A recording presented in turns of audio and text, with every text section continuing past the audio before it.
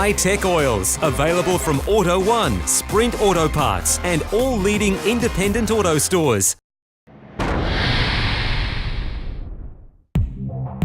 Round 4 of the Shannons Nationals is a home round of Australian GT Trophy Series leader Greg Taylor. The Audi R8 driver has won all but one of the races held so far this year and is enthusiastic to put on a good show at his home circuit. Yeah, we've had a good start to the year. We had a good race at Sandown, which we ended up having a win there, followed up with a win at Winton. So back at Eastern Creek, which is our hometown. I live just up the road, so looking forward to this weekend for sure.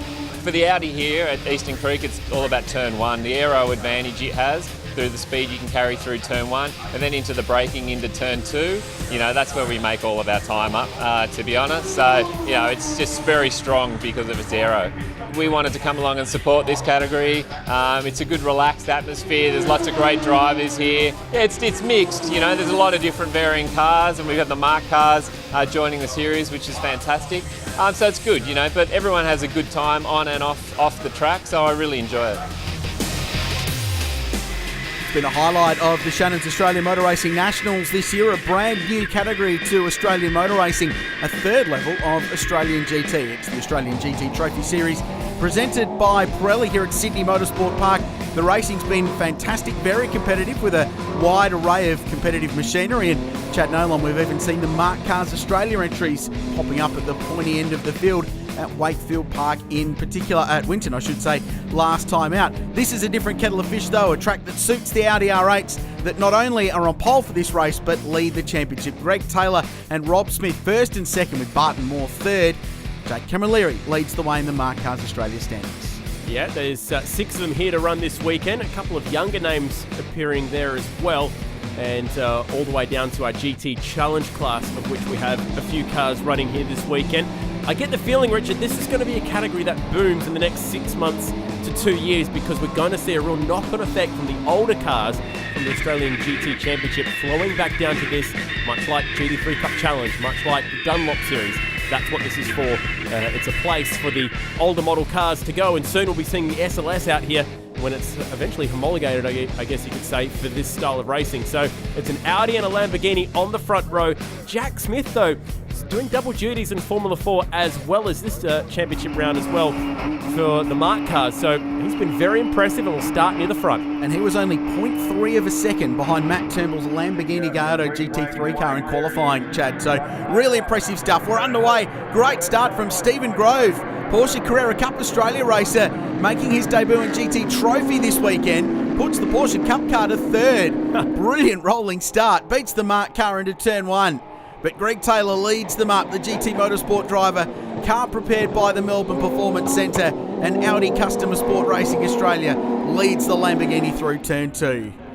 Well, Jack Smith will be thinking, I could have swore I was just racing that guy's son in Cam's Joko Formula 4, and he just got absolutely served on the way down towards turn 1. Brendan Grove, very successful weekend for him so far in Formula 4, but now it's his dad's chance to take the wheel. We're right on board with Rick Mensah. A couple of these beautifully prepared cars in the field today, Porsches. Richard Gartner just in front in the safety stop supported car. So a whole array of GT vehicles in this class with different categories throughout to split the performance. The car that Stephen Grove is driving is their Bathurst 12-hour car, so it's not the same car he races in the Porsche Carrera Cup Australia. That car finished second in Class B. Last year won Class B at the 12-hour by about 15 laps. This year, a brilliant drive with a couple of pretty handy co-drivers there as well. Grovey enjoying his weekend out. Just wanted to get some laps at Sydney Motorsport Park ahead of Carrera Cup coming back here later on in the year. Had a chance to stand up on the roof down there at turn 1 and watch Turnbull's Lambo come firing through that corner. It is just a special place to watch a car that's blessed with bucket loads of aero and usually some flames out of the pipes as well come firing through. This is the corner I'm talking about. You reach top gear. You have to be nice and brave on approach. And Turnbull will have his hands full here in a minute. The leader skipping away. It's all about these guys chasing him down right now. And Grove's driving really well because Turnbull's Lamborghini's got more aero grip than the GT3 Cup spec Porsche. So full GT3 car in front, the Cup car behind, generally a couple of seconds a lap slower on the higher speed aero circuits. It's built for one motor racing, not for GT3 racing. So Grove driving this car very, very well and keeping pace with Matt Turnbull. On board one of the multiple Mark Cars Australia entries in the field, Rod Smith in front in his Audi R8. Big return to racing this year for Rod. It's a great competitor. Had a really good round at Sandown at the start of the year in his Audi R8. He's got Jake Camilleri just behind. Jake leading the points in our Mark class. Let's check a replay of the start here. We saw Stephen Grove coming across very aggressively at the beginning of this race. And Camilleri just had to be a little bit patient. Patience a key with the race expected to last somewhere in excess of 50 minutes. Grove was aggressive there, but he went after the green flag and he just got a really good jump. Those Porsches put their power down so well. A little bit more wheel spin in the Mark cars with the V8. The Porsches with that rear-mounted 3.6 litre flat six engine hanging out, and he's actually got past Matty Turnbull, so he's moved himself up into second place, and Smith spins. He's not second, he's going to be last after this. What a shame. So the older model R8 facing the wrong way to the traffic here at the exit of turn 2. An awkward spot to get yourself turned around. One of the most successful cars in GT3 history, and they've just built so many of those things, both the original specification car and the current gen R8 that MPC runs a whole fleet of in Australian GT with the Jamak PEM team and Greg Taylor's outfit, amongst others. Here's a look, turn 2. Long, constant radius corner. What does Mr. Smith do here on corner exit? Well, the rear end just breaks away. He might have had the traction control wound down a little bit, so he just got some wheel spin on corner exit, because in these cars with traction and stability control, you don't often see them spinning on the exit of a corner, Chad. Actually quite a difficult thing to do sometimes, especially in the R8, a car with just so much downforce. There's Morgan Haber sharing this car this weekend with a fairly familiar name as well. Former Bathurst winner Tony Longhurst back to do some racing. He's going overseas later in the year and needed to get his licence up to spec. So why not come into a GT trophy race at Sydney Motorsport Park? That was pretty wild. Turnbull's under some serious pressure here from the Mark Cars Australia Mazda. Camilleri behind, and these three Mark Cars having a really good scrap now with Haber in the Castrol car just in behind. Oh, that's the moment. That's the part of the track where we saw Smith spinning earlier. This is Jake Smith through the windscreen, who's getting really impatient. He's seen too much of the big rear of the Lamborghini. He knows he's losing time to the leader. This is the fight for the second. It's 4 cars wide now. That's a brave spot to try and make a move stick. And if he does it, well, he's been blessed because Turnbull gave him a lot of room to move there. I wonder if Turnbull might have dramas, because he's really struggling for pace. And at this circuit, that Lamborghini should be comfortably quicker than these Mark Cars Australia entries with all the aero it's got. Smith with a good run up the inside though, and you can do that move at turn 5 if you're committed early. But there is a lot of runoff on the exit since they reprofiled Sydney Motorsport Park a couple of years ago. You can run wide there, which Turnbull did, but he lost 3 spots to 3 identical cars there. Not ideal. He'll have some work to do. Here's Greg Taylor. The Adina Audi R8 continues to lead the way. Bit of a shame that he can't compete with Barton Moore anymore, if you'd pardon that pun. But they were so successful running together at Sandown. They were winning this championship, I guess you could say, although it was within the different rules last year that they picked up the trophy class win in the Australian GT Championship. So it's a shame that partnership has been broken, but good to see him still doing very well out on his own. Picked up pole position by a good comfortable second this weekend. Yeah, really good lap in quali. Bart's still here on the headset coaching and engineering, Greg Taylor, and they'll pair up for the GT endurance races in the Australian GT Championship a little bit later on this year. So now Grover's been caught. This will be the fight for second place with Taylor out in front and Smith closing in behind them. Jake Camilleri, he's done a superb job this year. His first full-time season racing the Mark Cars Australia entry in Australian GT, but he's raced these cars for a couple of years in the Creventic Endurance Series overseas at places like Zandvoort and Spa and cool racetracks like Catalunya. So really good driver, multiple Australian production car champion. Great to see him in the field, adding to the variety, and of course a race winner at Winton last time out when Greg Taylor struck some dramas. Speaking of, we ride on board with the Brisbane-based Mazda dealer. Let's watch how he approaches turn 1 here. 6th gear. Just about getting the limiter. He just rolls off it. Doesn't downshift on approach. You want the balance of the car to be really evenly spread through a corner like that.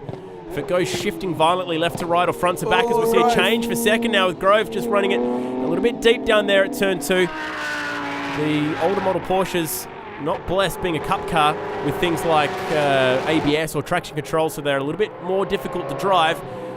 Smith making good headway here, moving on up now to second. Let's just watch this once more. Just missed his braking marker by only a couple of meters. You can run it pretty wide and deep into turn 2, but if you just get it that little bit wrong, you can give up a spot like that. And into the pits comes the 42 Porsche. And the pit stop rules in the Pirelli Australian GT Trophy class work in a similar way. Wow, a little bit deep into the bay there. So the pit stops work, just worried about the crew chief there, work in a similar way. They're on a time basis. You can do some work or just sit and watch the car breathe. We're going to take a break from Sydney Motorsport Park. We'll come back with the other half of this race on the other side of this.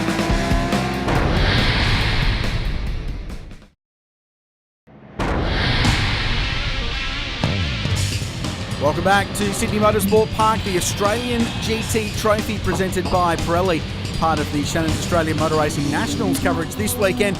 Greg Taylor in the lane, race leader for his compulsory timed pit stop. Richard Craill, Chad Nail on with you for this race, and this will be interesting because as the strategy plays itself out, there will be a new race leader. The Mark Cars Australia car of Jack Smith will actually get to the lead of the race during this sequence.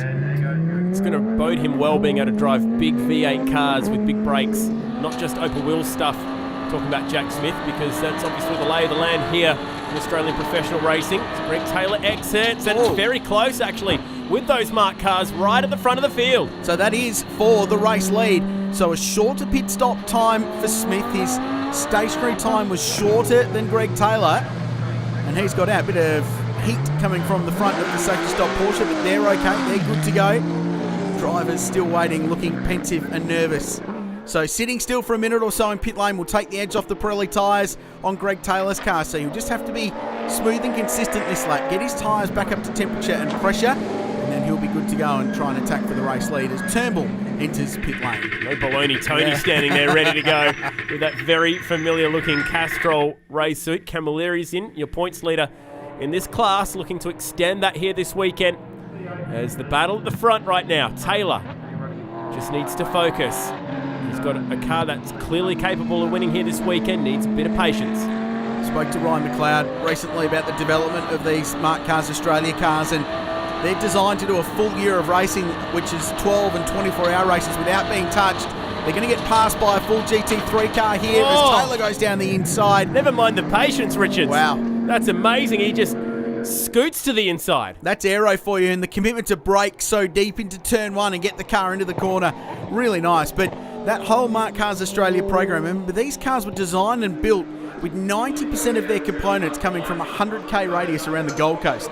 So they are a proper Aussie product in GT endurance racing, and the 95 sitting in pit lane with some dramas. Well, there aren't too many places on the track where you'd be genuinely nervous about a move like this.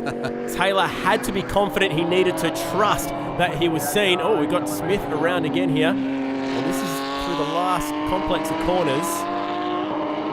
Your point about Greg Taylor making that move at turn 1 is absolutely bang on, as Scott Hockey just negotiates an Audi pointing in the wrong direction. The final corner here at Sydney Motorsport Park. Isn't that a nice noise? The 4.5 litre Ferrari V8 in Australian GT Trophy. That's what these cars are all about, commitment and confidence with the aero, and that's where these drivers find the most amount of time as Taylor starts the final lap of the race is in the aero corners, the high speed stuff. You can see Greg committing through turn 1, holding on. Oh, this is Adrian Dietz that he's looking at the inside of it, hits him. Dietz didn't know he was there. Taylor shakes his head. Now hazardous damage to the car. Very fragile front end. Pirelli tyres don't like to be smashed in the sidewall like that. No tyre does. And I reckon he's hit him right about where the left-hand side exhaust is on that car too. So he needs to be careful with the steering. It might be out of alignment, front right corner on the R8, as well as a tyre perhaps. No visible signs of damage. I think Greg might have got away with this. And if he did, this will be one of the luckier victories he's had in his career. So look at this. Dietz just turned in on him. The Audi was a long way down. That goes back to what we were talking about the commitment. Taylor felt he could commit down the inside with the aero and braking advantage the GT3 car's got. And he's got every right just to cruise this final lap home. And he's doing just that. It's been a good drive, but a last-minute scare for Greg Taylor. Thankfully for Greg, he's got a giant lead right now. He can just cruise home. I cannot believe that he got away with that one. He's hit the Project Car-sponsored Mark sports car. It's like he had indestructible mode I know, on, just barreled up the inside. Thinking the exact same thing. It's been a good drive. Championship leader. Big supporter of Australian GT racing, running in all 3 tiers of GT in Australia this year. And despite a last lap scare, Greg Taylor will win race 1 of the GT Trophy here at Sydney Motorsport Park by the length of the front straight here at Eastern Creek. Great victory. Jack Smith will be second. Really good performance and led the race for a while in the Mazda V8 Mark Cars Australia entry. Stevie Gove in the Porsche home in third. Camilleri was fourth. And a great story, Keith Kasuki back on the racetrack, teaming up with Ryan McLeod. They rounded out the top 5 with Turnbull back in 6th in the Lamborghini. Yeah, no, I was pretty happy with that. You know, it's always good to get a good start. So I thought I got off the line well, and then just kind of head down and managed to keep it out in front, which is good. So after an exciting race 1, here's what happened in race 2. Greg Taylor jumped to an early lead, but it turns out, Chad, he only just got home in race 1. Yeah, that contact passing Adrian Dietz cut the right front tyre wall down, so he's very lucky that it maintained pressure throughout the last sort of 3 kilometres of the race. Bit of a moment here for our championship leader in the Mark Cars, Jake Camilleri, spearing off at turn 1, but gathered this back up quite nicely. So Smith was performing nicely, but Greg Taylor's woes didn't end there. He had some dramas coming out of the turn 8 hairpin and got overtaken by Jack Smith, not for the first time this weekend. And as you can hear, gearbox dramas, lost second gear on his Audi R8. So he's having a flick down between first and third just to get some momentum. This was the fight for the lead as Taylor was trying to find his way back to the front after relinquishing that lead courtesy of the gearbox issues. Morgan Haber with a little bit of toe in there on the left front, but amazingly he managed to overcome those issues, Greg Taylor, and win race 2 and the round. Oh, look, I think both races went according to plan here. You know, like we set the car up well. We've done plenty of miles here, so we kind of knew what to start with. But I enjoyed the second race, to be honest. We had a few issues with the car, and that just kind of made it a good challenge, which I liked. So he extends his lead at the top of the Australian GT Trophy standings. Rob Smith in second with a lead over Matt Turnbull in the Lamborghini. Camilleri and Smith, you feel like that could be a battle for the rest of the year in the Mark Cars Australia points, with Morgan Haber in third and Ockett Forey closed in a little bit there by Scott Hookey in the Ferrari 458. We'll take a break from Sydney Motorsport Park. Some more open wheelers coming your way next. The Australian Formula 3 Premier Series.